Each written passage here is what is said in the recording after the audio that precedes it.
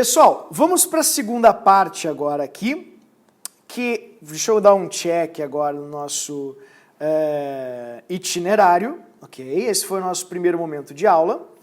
Check, que é o momento mais assim trabalhoso, digamos, e também mais importante, porque é ele que vai dar embasamento para você entrar no segundo momento de aula, que são os tipos de ligações moleculares que você pode ter. Tudo bem? Então, me acompanhe agora, tipos de ligações moleculares. Queridos, veja, quando você tem, já está aqui inclusive a primeira, né? Essa que você tem desenho no livro e tal, você pode me acompanhar com bastante facilidade. Quando você tem uma ligação, uma molécula mais polarizada ou menos polarizada, isso vai gerar graus diferentes de interação.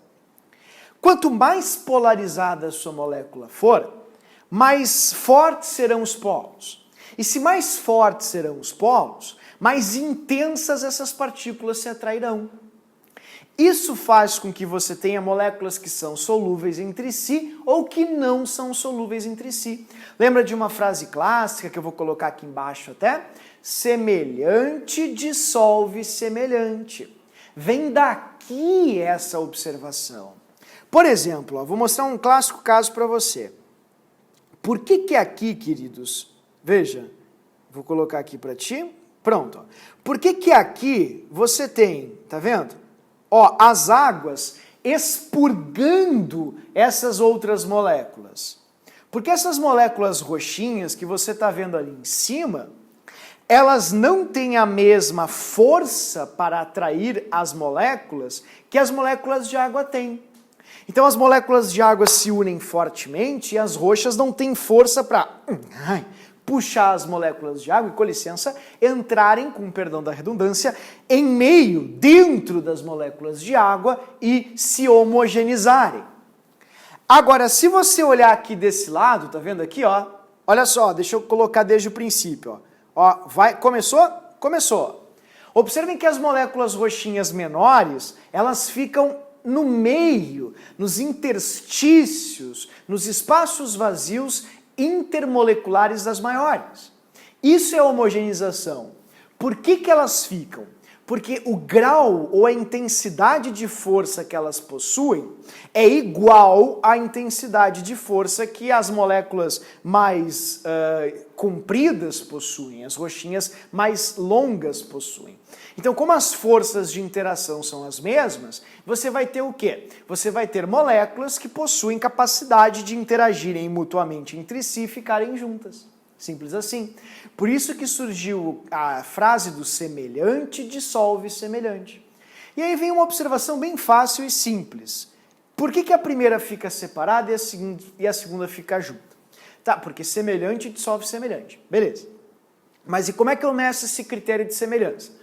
Polar e apolar. Beleza.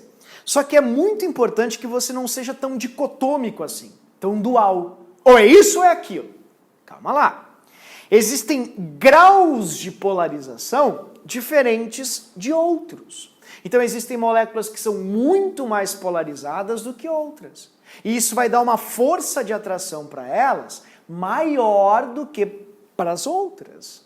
Então o que eu vou propor agora aqui com você vamos avaliar o grau ou a intensidade de polarização das partículas. Vamos lá? Antes de começar a falar quais as que são mais fortes e quais as que são mais fracas, eu gostaria de tecer um pequeno comentário. Pessoal, observem isso e prestem muita atenção. Não dá para comparar uma ligação atômica com uma ligação desse tipo aqui. As ligações atômicas são ligações onde os enlaces são muito mais fortes, muito mais efetivos, e por isso você necessita de muito mais energia para romper. Ligações moleculares são ligações mais fracas do que as atômicas, pelo simples fato de que moléculas ficam separadas umas das outras. E essa distância entre elas gera uma fraca atração. Então eu estou tentando medir aqui com você quais são as moléculas mais fortes e mais fracas num contexto de fracos. Entende? Vamos de novo? Dentre as coisas fracas, quais os que se sobressaem? É isso que eu estou tentando mostrar para você. Dentre as interações fracas, quais se sobressaem? Porque, repito, veja, interações moleculares sempre são mais fracas que interações atômicas.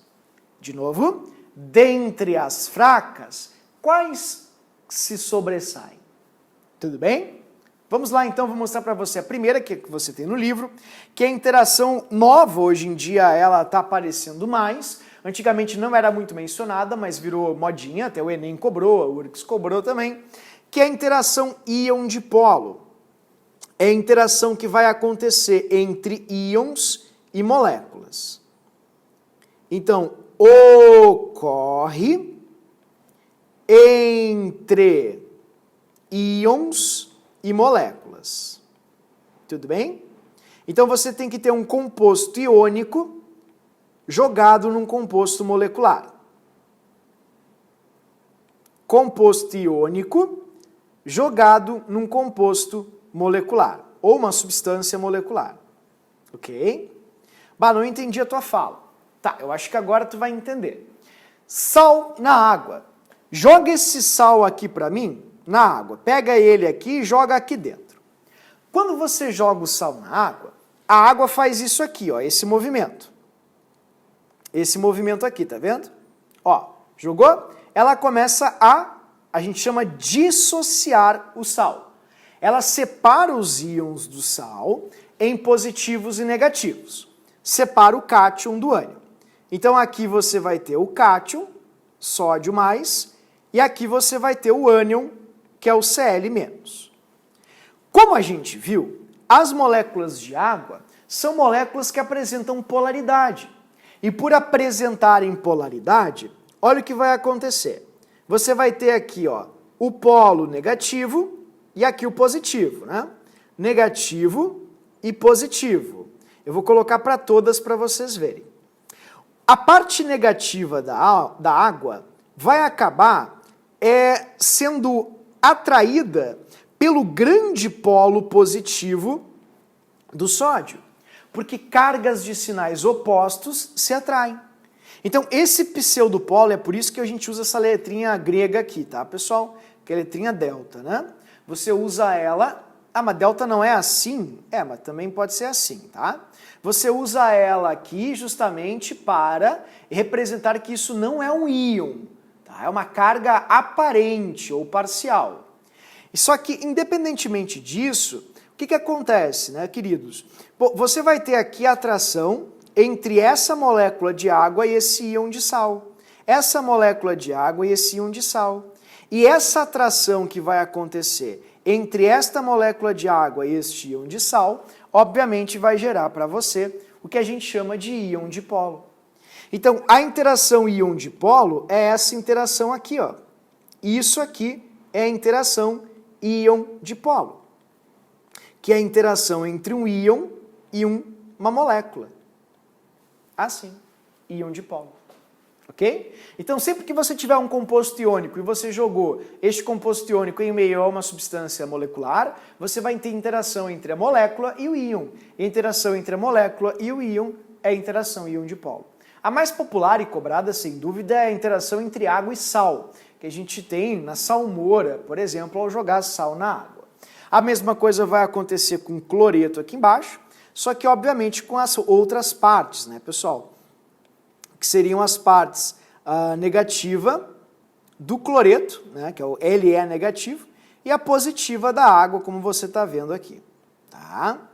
Desse jeito, então vai ter a atração correspondente. Tudo bem?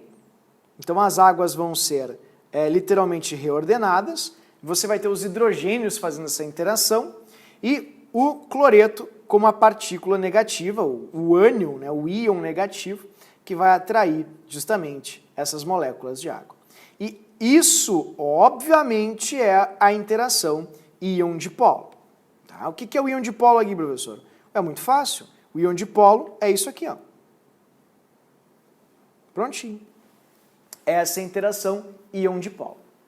Ok? Íon com os dipolos. Bom, Agora a gente vai entrar especificamente nas interações que são exclusividade das moléculas. Não vai ter nada de íon agora, só molécula. E aí você vai ver uma gama bastante grande de tipos diferentes de interação. Tudo bem? Todas elas foram estudadas por este químico holandês chamado de Van der Waals. Então é comum você encontrar na frente VDW. O que diabos é o VDW? VDW nada mais é que Van der Waals. Vamos colocar ali, ó, Van der Waals. Assim, ok? Tá ali. Então esse é Van der Waals, VDW. Tá? Vou colocar aqui para que você entenda o que significa justamente esse VDW. Bom, o Van der Waals estudou interações que são mais fortes, interações que são mais fracas.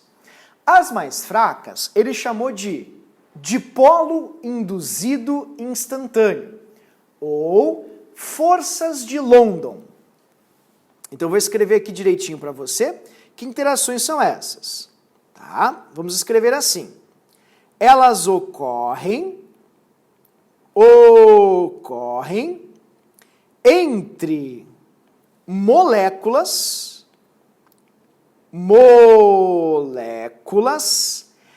apolares.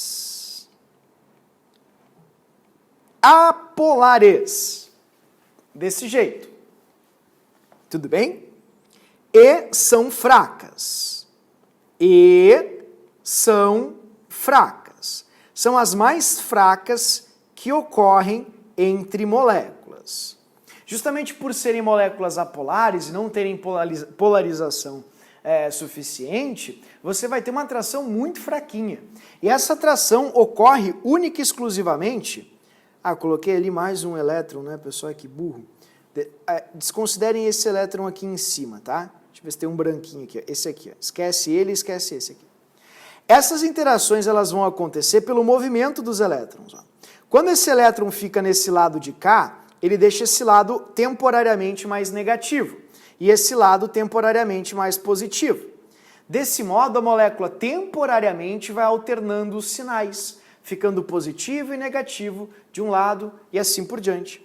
Quando isso acontece, o que vai gerar para você, né? Isso vai gerar numa outra molécula ao lado, por exemplo, vamos colocar aqui, ó, colei. Jesus. Deixa eu ver se eu consigo aqui arrumar isso aqui. Jesus amado. Pronto, fechou, consegui. Prontinho. Tá aí. Ficou horrenda. Tá? Momento técnico aqui, pessoal. Pronto. O professor é um profissional treinado, capaz de lidar com situações como essa. Tá? Então, o que acontece? Quando você tem esse movimento de elétrons, né, os elétrons estão aqui, ó, girando. Aí eles se encontram mais desse lado. Esse lado vai ficar mais positivo e esse lado mais negativo. Né? Ó, esse aqui mais negativo e esse aqui mais positivo. Esses polos eles vão gerar polarizações na molécula do lado, que fará com que os seus elétrons vão mais para esse lado de cá. Desculpa, deixa eu colocar de novo. Aqui mais negativo, vamos supor, né? Aqui, esse aqui, portanto, mais positivo. Vai induzir os elétrons mais para cá e esse lado vai ficar mais positivo. Por quê? É evidente, porque um polo positivo induz um polo negativo. Então, como isso acontece sempre em movimento, isso fica acontecendo desse jeito assim, esses polos eles são chamados de induzidos, porque quando o positivo está aqui, ele induz um negativo aqui, e instantâneo, porque isso fica mudando o tempo todo, porque você vai tendo movimento dos elétrons. Então, essa interação ela é muito, muito fraca, e eu só vou dar uma dica para você um pouco mais profunda, tá, pessoal? Ela é fraca, ponto. Isso explica, por exemplo, por que os pontos de ebulição e fusão de hidrogênio, flúor, cloro, nitrogênio são tão baixos, porque as interações são muito fracas entre as moléculas. Agora, se você comparar estas duas moléculas aqui, ó, hidrogênio e flúor, a de cima vai ter um ponto de ebulição e fusão maior do que a de baixo. E a explicação, ela pode ser dita como sendo por causa da massa, pode ser, não está errado, mas tem mais a ver com a quantidade de elétrons. Porque como o flúor tem bem mais elétron que o hidrogênio, você pode pensar que quanto maior for a quantidade de elétrons de uma partícula, maior vai ser a polarização, ou a possibilidade de polarização. Então, pensa comigo, quando os elétrons do flúor estiverem girando mais para esse lado de cá, esse vai ser um polo mais positivo e esse um polo mais negativo do que o de baixo, que vai ser modesto. Ó, um positivo e um negativo pequenininhos, como você viu. Por quê? Porque você tem mais elétrons fazendo esse movimento, tá? Então, repito, quando eu vou ter um dipolo induzido instantâneo? Sempre que você tiver moléculas apolares. As moléculas apolares sempre interagirão por dipolo induzido instantâneo, também chamadas de forças de London. O nome mais comum que se emprega é Van der Waals, tá? Você vai ver muito isso. Van der Waals para tudo que é coisa, então fiquem bem tranquilos, isso é bem comum. Tudo bem, pessoal? Bom, depois do dipolo induzido instantâneo, eu vou mostrar aqui para você o dipolo-dipolo, que é chamado de permanente ou constante, que também é uma força de Van der Waals. Então vamos voltar aqui, deixa eu colocar aqui embaixo para você. Também é Van der Waals. Deixa eu colocar aqui, eu vou colocar um emoji, claro. Onde está você? Pronto, achei. Vanderlei eu ia escrever, eu acho. Eita. Van der Waals. Ok. Tá aí, bonitinho. Tá certo? Também é chamada de força de Van der Waals. Afinal, ele estudou todas. Só que essa aqui tem um nome um pouquinho diferente. Ela é chamada de dipolo ou permanente constante por um motivo. Porque essas moléculas são polarizadas. E por serem polarizadas, você sempre vai ter um polo positivo e um polo negativo. Sempre vai ter um polo positivo e um polo negativo. Então, sempre vai haver uma interação entre essas moléculas constante, né, permanente, porque você permanentemente terá um polo positivo e um polo negativo. Então, essa interação ela ocorre, vamos escrever aqui embaixo, entre moléculas. Ocorre entre moléculas, vamos colocar aqui com uma outra cor para você destacar. Moléculas polares e são mais fortes, né? E são fortes. Por favor, não confundam aqui o critério de força. A gente está falando de forte dentre os mais fracos, né, pessoal? Então, a gente está vendo dentre os mais fracos quais são os que se sobressaem. É isso que a gente se propôs a fazer aqui nessa análise, ok? Deixa eu colocar aqui para você, moléculas polares e interações mais fortes. Então, sempre que você tiver uma molécula polar, ela vai interagir por dipolo, permanente ou constante, a não ser que você tenha as mais populares e famosas interações moleculares, que são as de baixo, chamadas de ligações de hidrogênio, ou pontes de hidrogênio, como você bem pode ver. Bom, o que aconteceu aqui foi algo bem simples. O Van der Waals percebeu que algumas moléculas apresentavam um desvio muito grande da idealidade. Deixa eu mostrar aqui com um livro, que o professor fez esses desenhos bonitinhos no livro. Ó. Quando você estava ou analisava, se propunha a analisar, por exemplo, eu vou analisar aqui a família 17. Ó, o cloro, bromo e iodo, todos ligados ao hidrogênio. Observem que H com Cl tem uma temperatura de ebulição mais baixa do que o H com Br. Isso, obviamente, está associado à massa e à quantidade de elétrons que o HBr tem. E o HI tem um ponto de ebulição mais alto que os outros 3, porque a massa do HI é maior que a dos outros 3. Tudo dentro da regularidade, da normalidade. Tem mais elétrons no iodo do que no bromo no cloro, gera mais polarização, mais força de atração molecular e, portanto, ponto maior. Só que eu não sei se você deixou passar, pessoal, mas o HF, que tem a menor massa, é quem tem o maior ponto.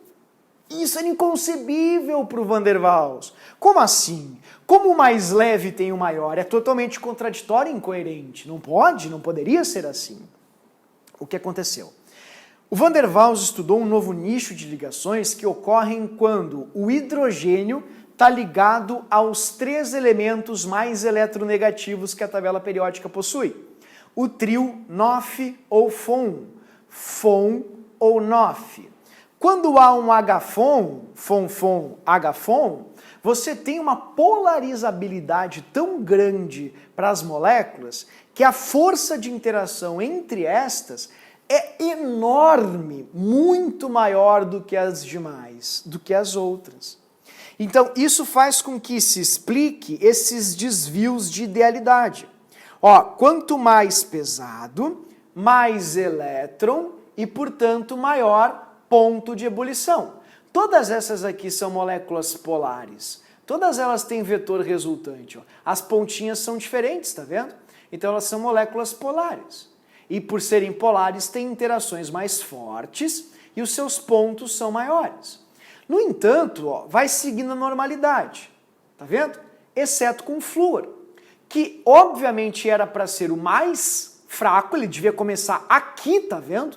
Aqui e ir crescendo, mas ele começa lá em cima disparado. Isso acontece, repito, pela imensa força que existe quando o hidrogênio e o flúor se unem. Gera um polo tão grande, mas tão grande para um nível de molécula, que faz com que haja esse salto nos pontos. Então, queridos, o que eu quero mostrar para você é que quando você tem o H-FON, ó, você vai ter um polo para a molécula positivo e negativo mais intensos do que o de costume. E o fato desses polos serem mais intensos, pensemos assim, mais fortes, faz com que essa interação aqui que eu estou desenhando também seja mais forte. Tá? Ó, essa interação aqui. Vamos puxar uma flechinha. Isso ali é a ligação de hidrogênio. Essa é a ligação de hidrogênio. Ó, você tem aqui no seu livro, o professor desenhou para você. Tá ali, ó, ligação de hidrogênio. Tá vendo? Ela é bem forte porque os polos são mais intensos. Então, onde ocorre uma ligação de hidrogênio? Vamos lá, vamos escrever direitinho isso. Ocorre, agora foi, ocorre entre, vamos colocar aqui, moléculas polares, deixa eu colocar o polar aqui embaixo, polares com, e aí vem uma parte muito importante, com H-FON. H-FON. H com F, H com O ou H com N. Se você tiver H-FON, você vai ter uma ligação de hidrogênio. E são, vamos fazer aqui um acréscimo, para um nível molecular fortíssimas. Tá? São fortíssimas. Tudo bem? Então, o que é o H-FON? É o H com F, H com oxigênio ou H com nitrogênio. Sempre que houver H com F, ou H com oxigênio, ou H com nitrogênio, você vai ter ligação de hidrogênio. Bah, não entendi, professor. Ó, entre as moléculas de HF, ó, aqui você vai ter ligação de hidrogênio, tá vendo? Entre as moléculas de amônia, ó, você vai ter ligação de hidrogênio, assim, porque tem H com F, vou pintar todos para você. H com F, tá vendo? Ó, H e F e H e N. Ali você tem as ligações de hidrogênio. Certo, queridos? Então, repito, sempre que houver um H-FON dentro da molécula, isso vai gerar entre as suas moléculas ligações de hidrogênio. Então observem que dentro da água tem um H com um O. Então isso faz com que entre as águas ocorra a ligação de hidrogênio. Posso repetir isso para você bem devagarinho? Tem que ter dentro da molécula uma ligação de H com F, H com O ou H com N, para que fora a molécula faça ligações de hidrogênio. Tem que haver dentro da molécula para que fora ela faça ligações de hidrogênio. Tudo bem? Porque, repito, pessoal, as ligações de hidrogênio são interações que são diferenciadas pela intensidade dos polos formados, pela diferença de eletronegatividade da ligação. Então, como você fica com um polão negativo e um polão positivo, isso gera uma força de atração muito grande. Por isso. Certo? Antes de prosseguir aqui e organizar com você as forças de todas as interações e ressaltar o semelhante dissolve semelhante, eu só queria fazer uma observação da água, tá, pessoal? Cai muito nas provas a questão do porquê que o gelo boia, por que esse fenômeno acontece, tudo bem? Então eu queria mostrar isso para você porque tem a ver com a geometria da água e também com as ligações de hidrogênio. Então vamos falar um pouquinho sobre água num contexto possível para a prova. Por que, por exemplo, o gelo boia, como você está enxergando aqui justamente? A geometria da água é uma geometria bem diferente. Ela é uma geometria angular. E por ser angular, queridos, faz com que, ao ligar todas as moléculas de água, como você está vendo, criem-se grandes hexágonos com espaços vazios dentro. Vazio. Desse jeito. Tá bom? E por criar um espaço vazio, há uma expansão, ou seja, quando a água congela, ela expande, por causa de dois motivos. Por causa da geometria da água, que é angular, e da grande força que existe nas ligações de hidrogênio que você está vendo aqui. Então, a relação entre a geometria da água e as ligações de hidrogênio fazem com que ela crie grandes espaços vazios, que são os núcleos, né, ou pontos de nucleação, ao congelar. O que seria isso? Cristais de gelo, simples assim. Então, quando a água congela, pelo fato de ter uma grande força de atração molecular, ligação de hidrogênio, e uma geometria angular, a relação entre estas duas coisas, esses dois fatores, faz com que ela expanda ao congelar, gerando justamente esses espaços vazios e aumentando o seu volume. Por isso que é chamado de dilatação anômala da água, porque só a água faz isso. Todas as outras substâncias, quando ficam no estado sólido, têm suas partículas mais próximas, mais juntas, e não mais afastadas. Logo, no estado sólido, as substâncias ficam mais densas do que em seus estados líquidos, exceto para a água, que por causa destes dois fatores, geometria e a sua força intermolecular, que é uma ligação de hidrogênio, ela acaba expandindo ao congelar. Aqui embaixo você tem as águas na forma de líquido, elas formam trios, como você está vendo, que ficam separados, e esses trios acabam ficando mais juntos do que o hexágono. Você vê que os espaços entre eles são menores, né? Esse espacinho aqui é menor do que o espaço gigante criado pelo hexágono que você está vendo ali. Então é por isso que a água fica mais densa quando está líquida do que quando está sólida, né? Por causa das interações de hidrogênio e por causa da formação desses hexágonos com espaços vazios no meio. Essa palavra hexágono é muito importante. A prova da URGS adora perguntar por que se coloca uma garrafa de água no freezer e ela estoura ou explode? Porque a água congela e ao congelar ela expande. Ela expande porque as moléculas de água são angulares e fazem ligações de hidrogênio, gerando grandes hexágonos com espaços vazios no meio. Tudo bem? Uma outra observação aqui que é válida também, pessoal, é a questão da gota. A gota também é muito cobrada em provas. Eu vou desenhar a gotinha para você aqui, ó. Aqui está a gota, tá? Vamos pintar essa gota aqui. Vou pintar ela aqui dentro. Estou pintando a minha gota. Tá? A gota está ali, está pintadinha. Ok? Beleza. Essa é uma gota de água. Eu queria que você olhasse agora para mim, olhasse para essa água que está aqui. Essa molécula de água que está aqui, ela está sendo atraída por ligações de hidrogênio em todos os sentidos. Todos os sentidos. Porque tem água cercando ela. Tudo bem? Agora, essa água que está aqui na interface, o que é interface, professora? Essa película, a camada mais externa, essa água que está aqui, ela está sendo atraída para todos os lados, menos para fora. Para cá, ela não está sendo atraída.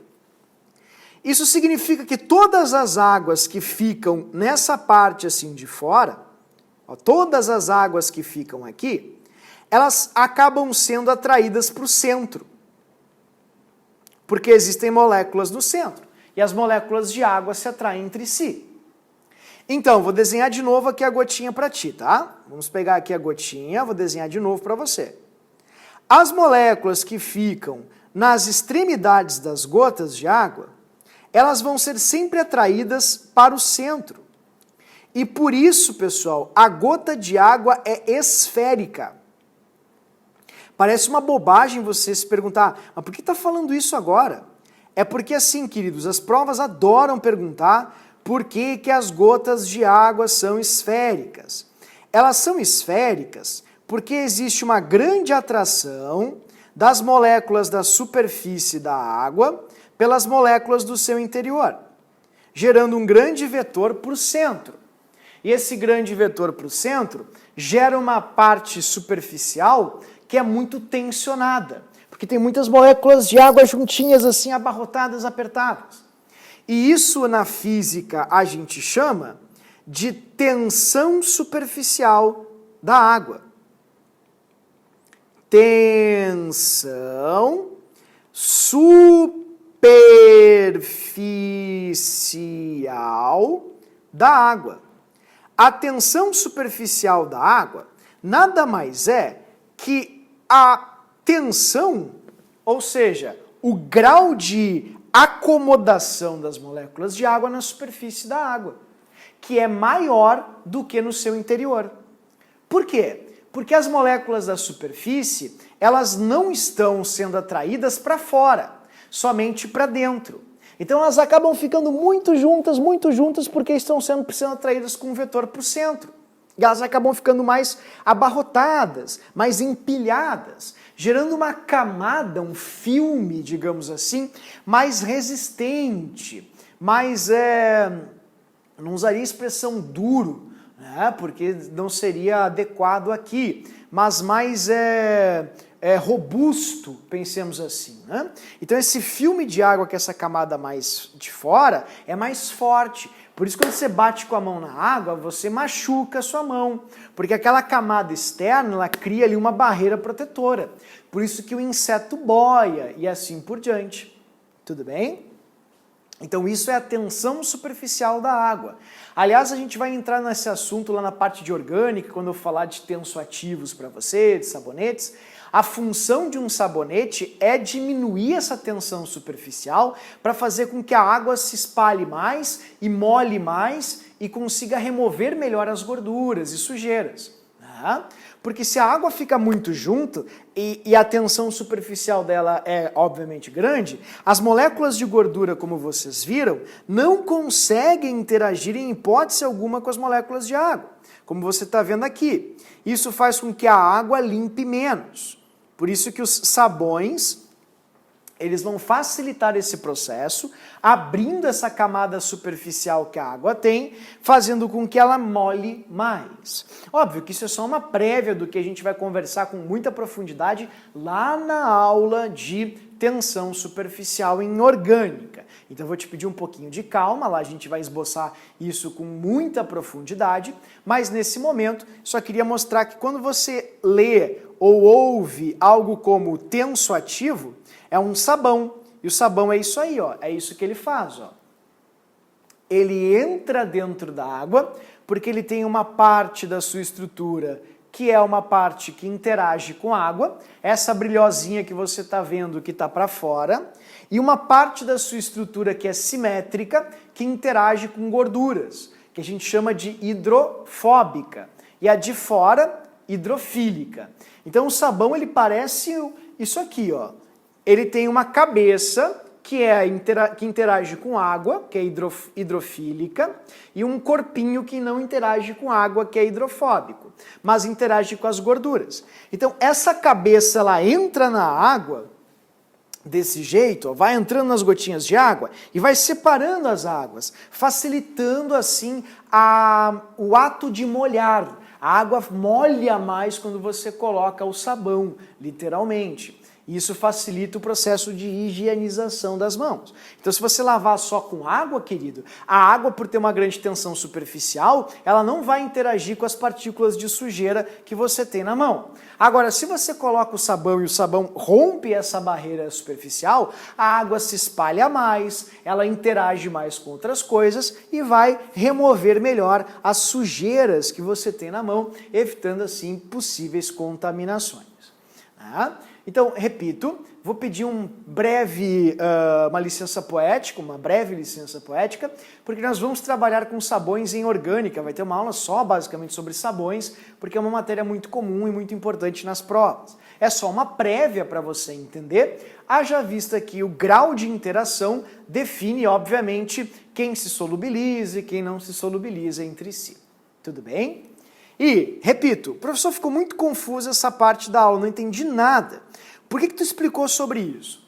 Bom, porque esses são os dois maiores contextos para provas de inserção de ligação de hidrogênio, pelo menos na URGS. A URGS adora perguntar por que uma garrafa de água estoura no freezer. Resposta, porque o gelo expande por causa da geometria da água, que é angular, e das intensas forças de interação que ocorrem entre elas, que são ligações de hidrogênio. Segunda pergunta, por que as gotas são esféricas? Resposta, por causa da elevada tensão superficial da água, ocasionada pelas ligações de hidrogênio, que são interações fortes, e que fazem com que as águas da superfície, por não serem puxadas para fora, sejam puxadas muito intensamente para o centro, criando um empilhamento de moléculas de água e um filme chamado de superfície ou interface da água, onde as moléculas de água estarão mais abarrotadas, gerando uma maior resistência, uma maior tensão ou uma parte mais robusta da substância água. Tudo bem? Então tá aí em poucas palavras, por que o gelo boia, geometria e ligações de hidrogênio, por que a água é esférica, elevada tensão superficial por causa das ligações de hidrogênio. Simples assim, respostas para várias questões que vocês vão encontrar na prova. E para encerrar essa parte aqui então, queridos, vamos lá? Ó, força de interação, vou colocar aqui para você, ó. Força de interação. Quais são as interações moleculares mais fortes, que vão gerar, obviamente, os maiores pontos de fusão e ebulição, vão nivelar também as substâncias que interagem, as que não interagem entre si, e assim por diante. Né? Então vamos colocar na ordem aqui para você ver, ok? As mais fortes, é evidente, ligação de hidrogênio. Tanto que eu nem coloquei aqui a força já de propósito para você ver isso. As mais fortes são as que contêm íons, porque íons não são brincadeira, pessoal. são polos reais, cargas reais. Então a força de interação sempre é bem maior. A prova disso é que água com sal ferve a uma temperatura mais elevada do que a água pura. Por quê? Porque a água com sal tem íons que não deixam as águas partirem ou se separarem. Tá? Então, maior força de interação, íon dipolo. Segundo, ligação de hidrogênio.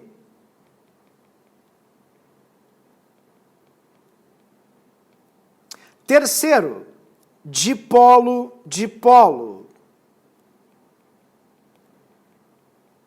E as mais fraquinhas, dipolo induzido instantâneo. Assim.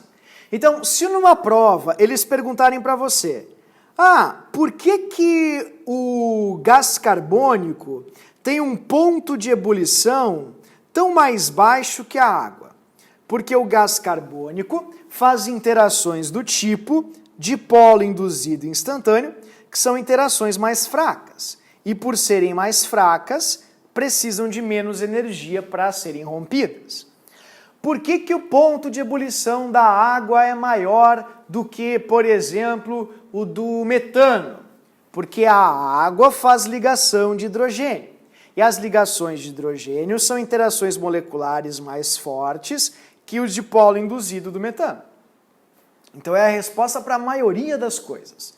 E quando eles falam em solubilidade, eu vou reiterar uma frase que eu já havia escrito antes: semelhante dissolve semelhante. Tá, pessoal?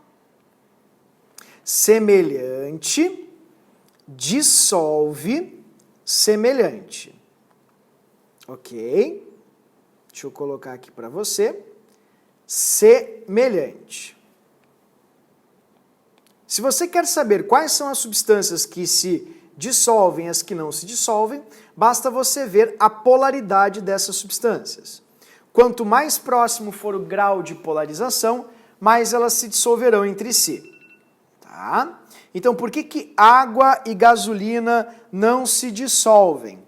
Porque água e gasolina não têm forças de interação molecular semelhantes. E por isso, você vai ter, deixa eu colocar ela bem pequenininha aqui para você, trocar a cor, pronto. Aqui, beleza, agora ficou bom. Semelhante dissolve semelhante, ok? Então a gasolina tem uma interação fraca e, portanto, ela não tem capacidade de interagir com as moléculas de água, separar as moléculas de água entre si para formar interações com ela. Então os fortes ficam com os fortes e os fracos ficam com os fracos. Podemos escrever assim, ó: os apolares dissolvem apolares e os polares dissolvem polares. Tá? Depois, na química orgânica, a gente vai ganhar um certo know-how sobre isso, assim, um know-how acerca dos diferentes graus que existem nas polarizações. Então, quando entrarmos em orgânica, você vai ver que nem todo o polar se solubiliza, porque existem coisas mais polares do que outras, né? Mas isso é para química orgânica, onde a gente vai conversar com um pouquinho mais de atenção e calma. Tá? Então, vou colocar aqui para você, ó. Apolar com apolar, moléculas apolares com moléculas apolares,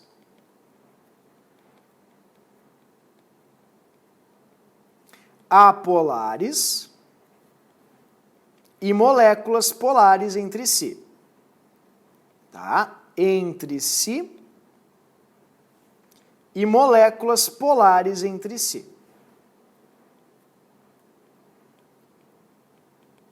Tá, pessoal? É isso que significa semelhante, dissolve semelhante. Polar com polar, apolar com apolar. Certo, queridos? Então, essa é a parte de polaridade, esse é o seu cartãozinho. É uma parte bastante grande, mas muito importante para as provas, e fica uma sugestão: se você não sabe explicar algum comportamento um pouco esquisito ou estranho de uma molécula, basta você dizer ligação de hidrogênio, que provavelmente seja a resposta certa, porque as ligações de hidrogênio fazem com que as moléculas saiam dessa curva de normalidade, pensemos assim. Afinal, estamos vendo, dentre as interações fracas, as que se sobressaem. Tudo bem? E a ordem é essa que o professor passou ali embaixo, evidentemente, e eu peço, por favor, que você revise isso, volta esse vídeo se não entendeu alguma coisa, dá uma olhadinha, porque é extremamente importante essa parte ou etapa da nossa aula, certo? Então é isso aí.